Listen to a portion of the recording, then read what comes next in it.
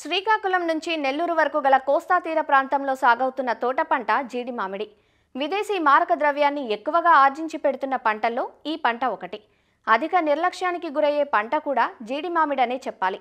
అందుకే రైతులు పొందుతున్న దిగుబడులు అంతంత మాత్రంగానే ఉంటున్నాయి. జీడి తోటల పెంపకం ఒకెత్తైతే వాటిని కోత చేసుకోవడం మరో ఎత్తు. ఉభయ తెలుగు రాష్ట్రాల్లో ప్రస్తుతం జీడి మామిడి తోటలు కోత దశలో ఉన్నాయి. సాధారణంగా రాలిన కాయల నుంచి పిక్కలు వేరు చేసి ప్రాసెసింగ్ యూనిట్లకు పంపిస్తుంటారు. ప్రాసెసింగ్ యూనిట్లలోనే పిక్కల నుంచి గింజను వేరు చేయడం జరుగుతుంది. మరి తోటల్లో రైతులు కోతానంతరం తీసుకోవాల్సిన జాగ్రత్తలేమిటి? జీడి మామిడి మొక్కలు పెంచేవారు పిక్కల నుంచి గింజను వేరు చేసుకునే అవకాశం ఉందా? బాపట్ల జీడి మామిడి పరిశోధనా కేంద్రం సీనియర్ శాస్త్రవేత్త డాక్టర్ ఉమా మహేశ్వరరావు నుంచి ఈ వివరాలను తెలుసుకుందాం. ప్రస్తుత తరుణంలో మనకి జీడి పంట కోత దశలో ఉంది. ఈ దశలో మనము జీడి గింజలు మనం ఎలా ఏరుకోవాలి, ఎలా తోట నుంచి కలెక్షన్ చేసుకోవాలి, వాటిని ఎట్లా మనం గ్రేడింగ్ చేయాలి, ఎండబెట్టాలి అనే విషయాలు మనం ఒకసారి చూసినట్లయితే జీడి చెట్లలో పూత మనకు డిసెంబర్ జనవరి మాసం నుంచి మనకి పూత వస్తుందండి. పూత బాగా పూర్తిగా వచ్చి పూత నుంచి పిండి సెట్ అయిన తర్వాత, పిండి తయారైన తర్వాత 60 నుంచి 65 రోజులకి మనకి జీడి మామిడి పండ్లు తయారవుతాయి. పండుతో పాటు నట్టు కూడా గింజ కూడా తయారవుతుంది అన్నమాట. జీడి మామిడిలో గింజ అనేది ప్రధానమైనటువంటి ఫ్రూటు. పండు అనేది పెడిసెల్ తలామస్గా కన్వర్షన్ జరిగి యాపిల్గా ఫామ్ అవుతుంది అన్నమాట. మాడిఫికేషన్ అది మంచి ఆర్థికంగా రెండు కూడా ఉపయోగం ఉంది. అన్నిటికన్నా మించి గింజకి బాగా ఎక్కువగా ఆర్థికంగా మనకి ఎక్కువగా ధర ఉంది కాబట్టి ఈరోజు గింజ చాలా ప్రాముఖ్యత సంతరించుకుంది.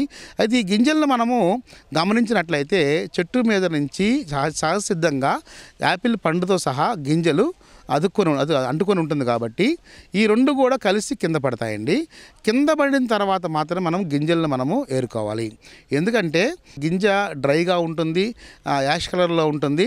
పండు మనకి పూర్తిగా తయారైన తర్వాత పండు తయారయ్యే క్రమంలో తయారవుతున్నప్పుడు ఆ పండులో నుంచే పోషకాలన్నీ కూడా మన గింజకి సరఫరా అవుతాయన్నమాట.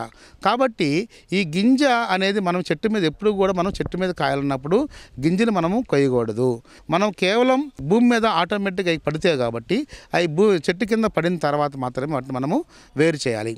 ఎందుకంటే కింద పడిన తర్వాత యాపిల్ పండు కొంచెం మట్టి అవుతుంది కాబట్టి, ఇసుక అవుతుంది కాబట్టి కొన్నిసార్లు యాపిల్స్ మనం తినాలంటే కొంచెం ఇబ్బంది కాబట్టి ఒకవేళ మనం పండ్లు కూడా తినాలి అనుకున్నప్పుడు మనం ఆ పండ్లు బాగా మంచి పసుపు కలర్లో కానీ మరి రెడ్ ఫ్రూట్స్ 2 రకాలు ఉంటాయి, రెడ్ ఎల్లో 2 ఉంటాయి అన్నమాట.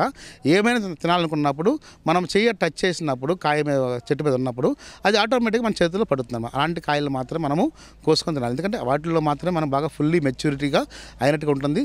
దాని టానిన్స్ కూడా తగ్గుతాయి అన్నమాట. ఈ గింజలు మనము మొత్తం అన్నీ కూడా కింద పడినటువంటి గింజతో సహా పండును మనం అన్ని కొవ్వ వేసుకొని వీటిని మనం ఏం చేస్తామంటే పండు నుంచి యాపిల్ పండు నుంచి జీడి గింజను మనం వేరు చేస్తాం అన్నమాట.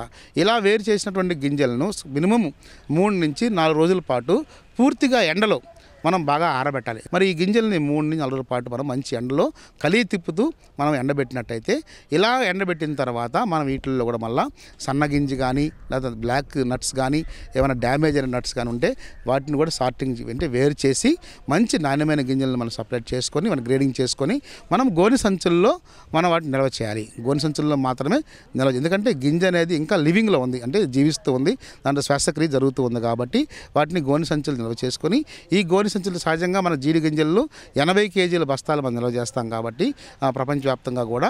సో ఈ యొక్క బస్తాలను మనము గాలి వెలుతురు సోకే ప్రాంతంలో అంటే వెంటిలేషన్ బాగా ఉన్నటువంటి రూముల్లో గదుల్లో మనకి కిటికీలు ఉండే విధంగా ఓపెన్ చేసుకొని అలాంటి రూముల్లో మనం భద్రపరుచుకున్నట్లయితే మనము సంవత్సరం నుంచి 2 సంవత్సరాల వరకు కూడా ఎలాంటి గింజలో నాణ్యత తగ్గకుండా మనం మార్కెట్లో సరసమైన ధర వచ్చినప్పుడు మనం అమ్ముకునేటువంటి సౌలభ్యం కూడా ఉన్నదని తెలియజేస్తున్నాం అనమాట.